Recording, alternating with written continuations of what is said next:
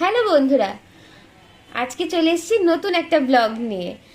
আজকের ব্লগে আমি আনবক্সিং করব লাইফ লং এর এই পাওয়ার ব্যাংকটা।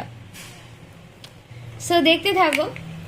এই পাওয়ার ব্যাংকটা আমি ব্লিঙ্কিট থেকে অর্ডার করেছি।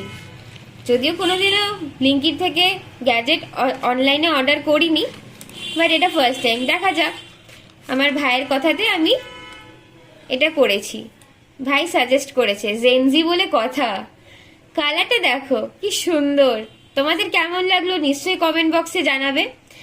আর এটার দাম পড়েছে 1809 টাকা, যদিও এমআরপি লেখা আছে এখানে 3999 টাকা।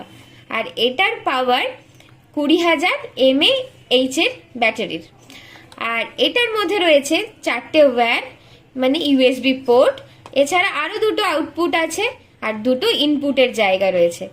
খুব পোর্টেবল, হ্যান্ডি ব্যাপার।